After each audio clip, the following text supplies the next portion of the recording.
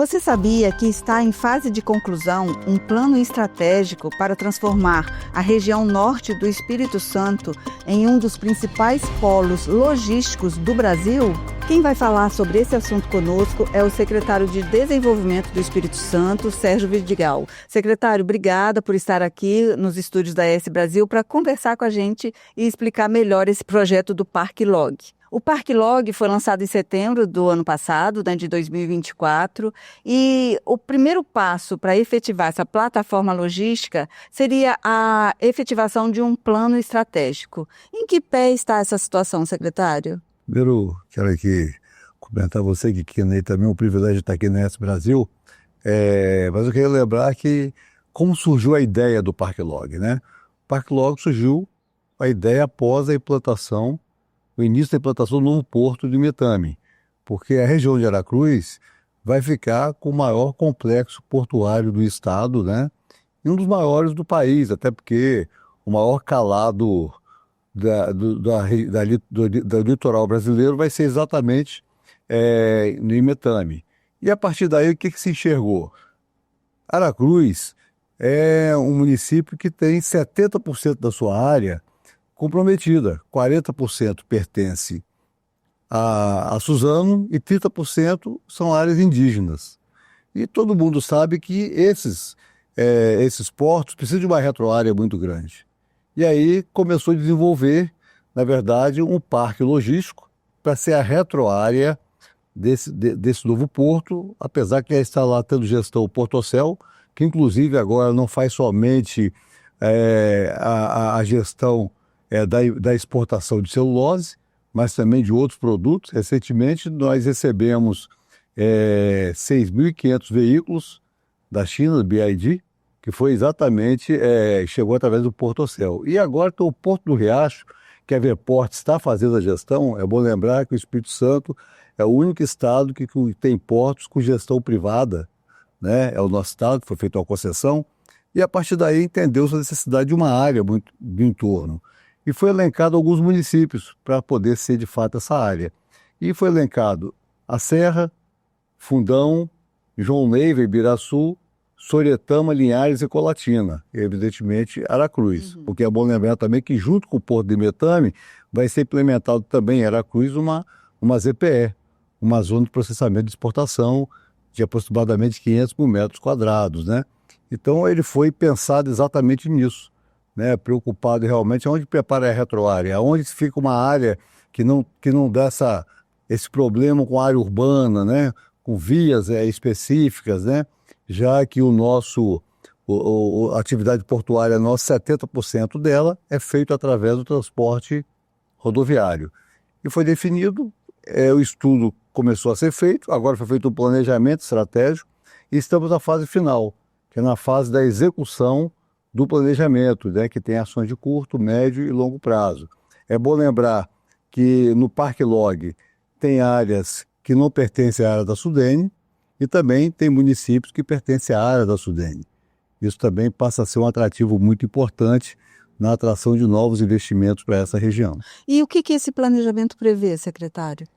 O planejamento primeiro, prevê um plano diretor urbano integrado, né? É preciso que as prefeituras, sabendo onde vai passar a rodovia, onde vai ser o Parque Log, tenha cuidado para na hora de aprovar o PDM, não aprova o PDM com área residencial próxima, uma área de rodovia, né, para não atrapalhar a implantação. Prova disso é que o TVV, que é o Porto de Vila Velha, você para chegar até o porto tem toda uma região urbana ocupada, né, e acaba atrapalhando um pouco essa logística. Então, essa é a primeira proposta. A segunda proposta é que os municípios também se preparem com mão de obra qualificada, utilizando aí o SESC, Senat, utilizando a universidade, os IFES, né, na qualificação dessa mão de obra.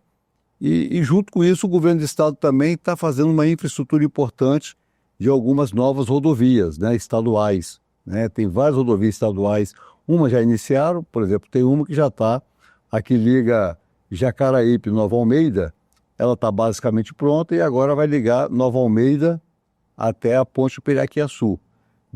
Lá dentro de Aracruz já tem o contorno sendo construído, que vai levar uma perna para Ibiraçu e a outra perna vai para Linhares, para poder facilitar. E tem a nova 442 que liga Linhares à Colatina. E junto com isso, o que o governo pensou e já está executando? Também ter toda uma estrutura de gás, né? A S Gás, que foi privatizada há mais ou menos um ano atrás, ela vai investir até 2030 mais de 1 bilhão de reais, até 2034 5 bilhões, e vai ampliar em 584 quilômetros de extensão de rede de gás para o Espírito Santo, e a grande parte vai ser exatamente para essa região do Parque Log. Então, um dos gargalos é a infraestrutura rodoviária. Isso ali para a região, para deslanchar, é preciso ter novas rodovias para atender aquela região. Novas rodovias, algumas já começaram a obra, outras já estão em fase de licitação, outras já estão licitadas, próximo ao início da sua execução. Né? São rodovias estaduais. Em relação à rodovia federal, que é a BR-101, nós estamos próximos agora ao leilão. A expectativa que tem é que isso agora tenha sucesso e a duplicação seja feita da 101, porque também é necessária para poder trazer esse aporte de acesso, né, ao Parque Log. E a governança desse planejamento? O que está sendo construído agora? A proposta é que seja um modelo de SSA, né? Não seja nada de autarquia, nada público. Né, que a gente traga o setor privado para fazer a gestão, também podendo ter aporte tanto de recurso público quanto de recurso privado para a sua gestão. Por exemplo, já está pensando em criar um terminal rodoviário, porque nós sabemos muito bem que dentro de Aracruz não tem mão de obra suficiente de trabalhadores para poder operar esses portos. E vai precisar de muito mais ainda, porque nós temos também o estaleiro lá, né, que também está instalado lá naquela região. Então, vai ser feito um terminal rodoviário, né? Essa é a primeira ação. As outras ações está sendo conversado com o governo, exatamente ver o que a gente pode fazer com os municípios também para criar alguma infraestrutura dentro da cidade, né? E aí o governo vai ter que participar ativamente o funcionamento e a atração dos incentivos do governo do estado, que hoje tem incentivos tributários, né? Isso vai acabar em 2032, por isso que o estado também está correndo muito para poder ampliar a sua estrutura logística, né? Porque como nós não seremos um estado consumidor, e normalmente o ICMS é o imposto que você vai pagar não mais na origem, vai pagar no destino, né? Então está buscando novas atividades econômicas para poder compensar a possível perda, né, de receita e, lógico, também para fortalecer a economia da geração de emprego, de oportunidade de trabalho, né? Isso também é muito importante. Secretário, foi uma iniciativa do governo do estado a criação do Parque Log, essa plataforma logística com um plano estratégico, e de que forma a iniciativa privada está fazendo parte, vai fazer parte? A iniciativa privada faz parte, né? Hoje você tem participando a Imetame, tem participando o Portocel, a Suzano está participando, né? A Veport está participando, e também as prefeituras da região, que eu citei, são 8 prefeituras, e mais o governo do estado. Essa idealização foi uma ação combinada do governo do estado também com a prefeitura de Aracruz, né? Porque é muito importante, porque Aracruz também enxergou que ela não tem estrutura de área para receber toda essa retroárea que é necessária para a operação dos portos. Então, assim, é um trabalho feito em parceria. O que nós fizemos neste momento? Nós fizemos uma peregrinação nas prefeituras para mostrar aos prefeitos a importância da implantação do Parque Log, né? Porque isso não depende somente do governo, porque esse Parque Log ele é meio que virtual, você não vai construir, na verdade, um centro logístico, você vai preparar as regiões desses municípios para se transformarem em centro logístico como retroárea dos nossos portos da região de Aracruz. E quando a gente fala região norte, não é só Aracruz que vai se beneficiar com esse desenvolvimento, né, com esse polo logístico. De que forma esses outros municípios serão beneficiados? Olha, é aquilo que eu falei, a atividade portuária, ela exige uma retroárea muito grande. Eu esqueci até de falar também da ferrovia. Hoje a Portocel, ela tem uma linha, um ramal ferroviário até o Portocel. A proposta também é tentar ampliar um pouco mais essa malha ferroviária, né, que é fácil, né, fazer, né, neste momento, mas qual é a preocupação maior na implantação do Portocel e, portanto, da atividade econômica?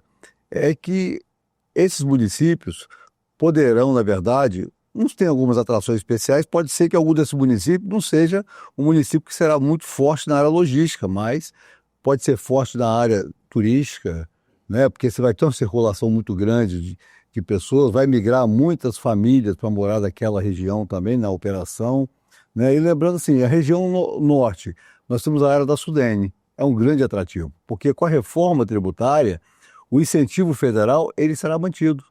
A reforma tributária só acaba com os incentivos estaduais. Então isso também é um atrativo da implantação de empresas naquela região. O caso, por exemplo, de um município como a Serra, que não está na área da Sudene, mas é uma região que tem uma estrutura logística muito interessante e está muito próximo do porto de Aracruz. É bom lembrar que esses municípios, todos eles, estão a menos de 70 quilômetros dos portos de Aracruz. 70 quilômetros como retroárea portuária é uma área muito curta, muito pequena, então é muito atrativa, né? Então, assim, a proposta é exatamente que todos os municípios se beneficiem com o porto de Aracruz. Na verdade, o complexo portuário de Aracruz não é uma atividade econômica exclusivamente para Aracruz. Inclusive, tem uma proposta de se discutir, como tem uma nossa região metropolitana aqui da Grande Vitória, discutir também um debate da região metropolitana aonde esses municípios estão inseridos. Porque vai ter um desenvolvimento tão grande. A mobilidade urbana, né? É aquilo que eu falei, a gente está indo das prefeituras preocupado com a mobilidade urbana, porque aonde vai passar o transporte rodoviário, onde vai passar o transporte dos trabalhadores, tem que ter áreas que sejam, na verdade, não conflito com as áreas urbanas, né? E é interessante, secretário, que quando foi feito aquele primeiro plano de longo prazo, 2025, né? Esse 2025, já falava, um dos eixos era a interiorização do desenvolvimento.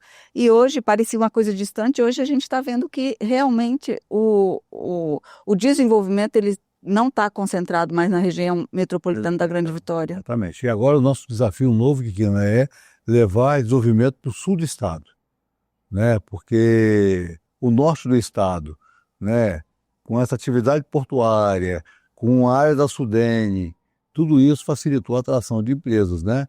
E o sul do estado, na verdade, ele está empobrecendo um pouco mais. Ainda o sul do estado ele tem uma atividade de uma receita boa, são os municípios litorâneos devido ao royalties do petróleo, né? Mas o restante, cada dia que passa, empobrece um pouco mais. O estado já está viabilizado o Porto Central, que é um porto importante também para aquela região, porque é uma retroárea muito grande do Porto Central, vai ter os municípios, e também tem uma proposta, né, na reforma tributária, como vai ter as leis complementares, ver se a gente faz uma movimentação política para tentar incluir todo o estado na área da Sudene.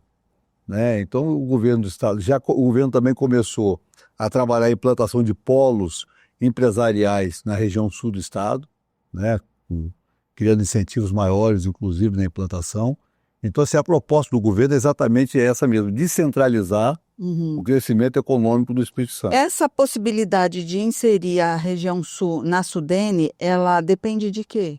Ela depende da vontade política, tem que aprovar no Congresso Nacional, né? E, lógico, evidentemente, com o apoio do governo federal, porque o incentivo tributário, que é do imposto de renda, será por parte do governo federal. Lógico que com isso, outros municípios também vão querer ser beneficiados, como no estado de Minas Gerais, né? Que também gostaria de ser beneficiado. Mas a gente acha que isso é muito importante, porque é uma forma de compensar, né? Porque o Espírito Santo é aquilo que eu falei, o Espírito Santo é um estado, aliás, é um case de sucesso, porque é um estado do tamanho do Espírito Santo, que tem a maior capacidade de investimento percentual do país, né? Um estado que tem um custeio da máquina que não chega a 80%, é 78% o que o estado gasta com custeio, amortização de dívida, o resto é para investimento. Um estado que tem hoje uma reserva que, se ela quisesse quitar a dívida que ele tem, quitaria a dívida de longo prazo e ainda sobraria recurso. Então, o estado tem segurança jurídica para o setor produtivo. Então, assim, é um estado que a gente fez o dever de casa. E a reforma tributária, ela acaba, nesse modelo, penalizando um pouco quem fez o dever de casa e não tem uma população muito grande, que é o caso do Espírito Santo. Então, o Estado também está buscando outros mecanismos de forma para que essa atividade econômica do Estado continue forte, né? Até porque o Espírito Santo, se você olhar os nossos portos, nós estamos no meio do Brasil. O caminho mais perto da China é os portos nossos aqui do Estado, principalmente a região de Aracruz, né? Então, assim, a gente tem essa vantagem de logística. Então, o Estado agora tem que aproveitar, explorar essa logística de forma que a gente não possa perder, na verdade, atividade econômica e receita durante o período da reforma tributária. Secretário, essa ideia da Sudene, né, de ampliar para mais municípios da região, né, incluindo a região sul, ela já está em análise no Congresso? Bem, eu fui deputado federal, né, a gente tentou até, na época, ampliar, né, mas eu acho que a gente teve um time que foi o melhor time para poder incluir. Foi quando, em 2012, nós perdemos o Fundap.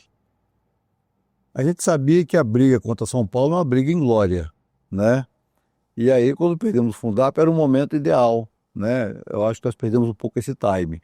Agora, como tem as legislações complementares para fazer a compensação, nós enxergamos que essa é uma forma de compensar a perda de receita que o Estado vai ter, né? Que é botar todo o Espírito Santo na área da Sudene. Não é uma coisa muito fácil, é uma ação política. A gente acredita muito que agora nós teremos a eleição no ano que vem, com os novos senadores, novos deputados federais, né?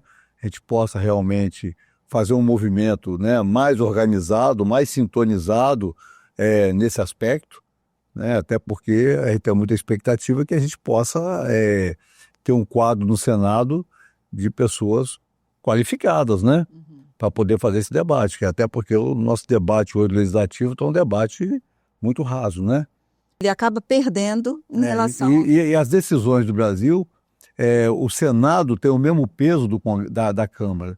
O Senado, nós somos iguais em quantitativo de senadores.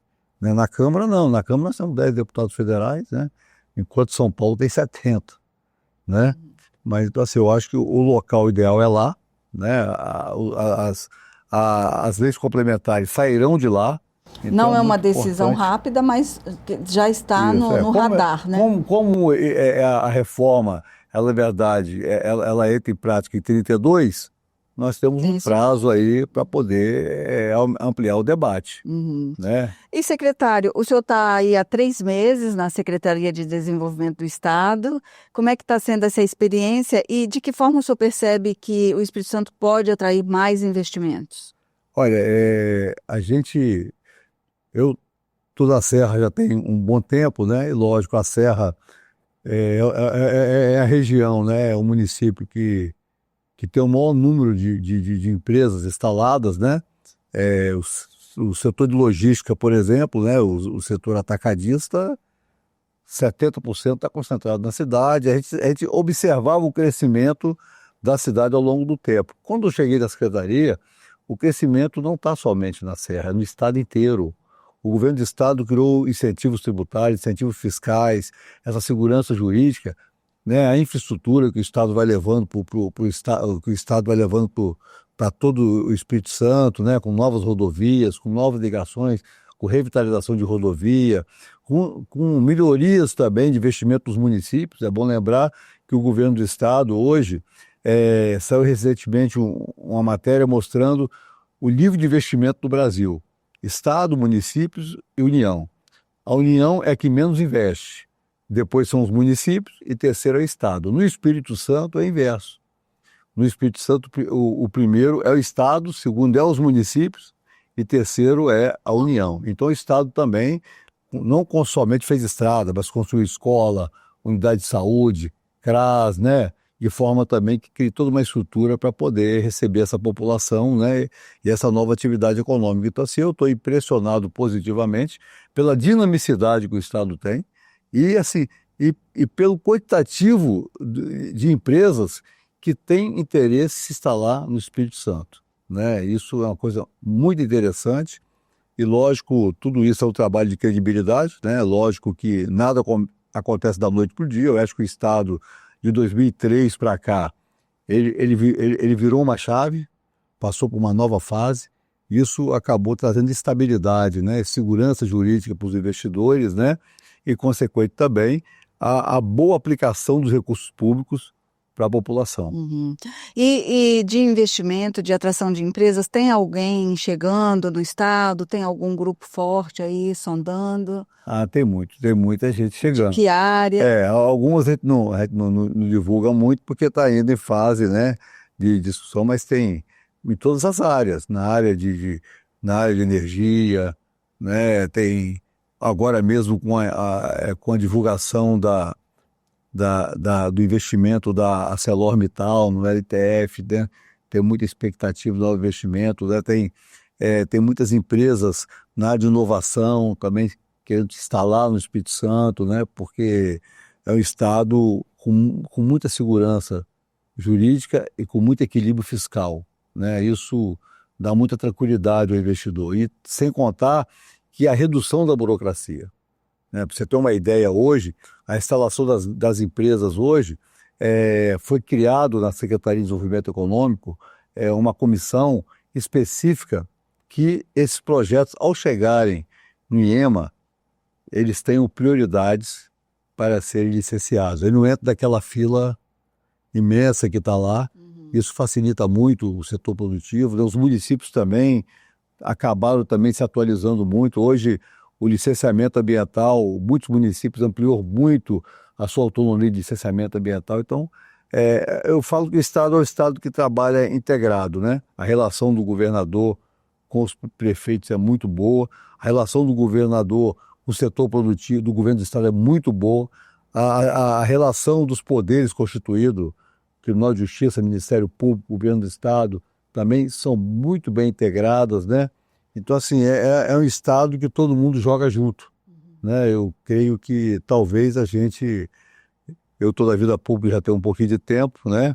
E a gente não tenha visto isso no Espírito Santo, pelo menos há 20 anos atrás, isso não era uma coisa normal no nosso estado. Um dos projetos, você falou do IEMA, um dos projetos que está lá em análise é o do ramal Anchieta, né? A Vale apresentou. Qual é a expectativa? Nós estamos apertando a Vale, né? Porque ela divulgou, mas assim, mas parece que ela divulgou, mas não colocou na ordem de prioridade.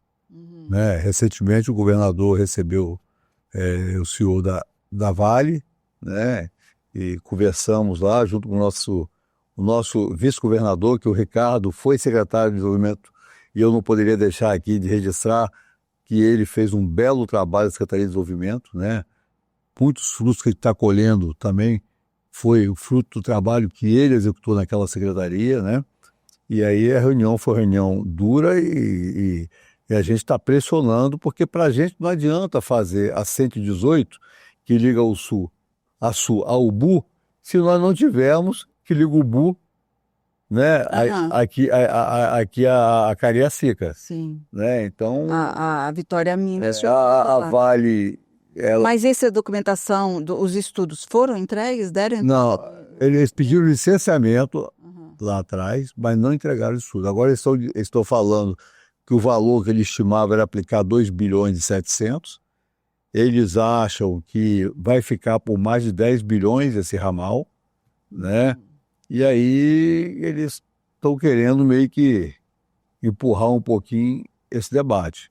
Mas, assim, a última reunião foi muito importante porque a gente acabou fazendo eles se comprometerem com essa ação. O governador ligou na mesma hora para o ministro Renan Filho, né? Porque se precisar que o governo federal faça a complementação que tem que fazer, porque isso foi divulgado amplamente. E uma das Que ela varia até condicionantes, com 6 bilhões, né? A expectativa Isso. inicial. e uma das condicionantes da antecipação da renovação da concessão era exatamente a execução desse ramal que, no total de investimento da Vale, é insignificante. Sim, Na e parece verdade, que ela não tem muito interesse, né, nesse... ela não tem muito interesse porque, economicamente, para ela, não é muito interessante, mas para o Espírito Santo é muito Sim. interessante.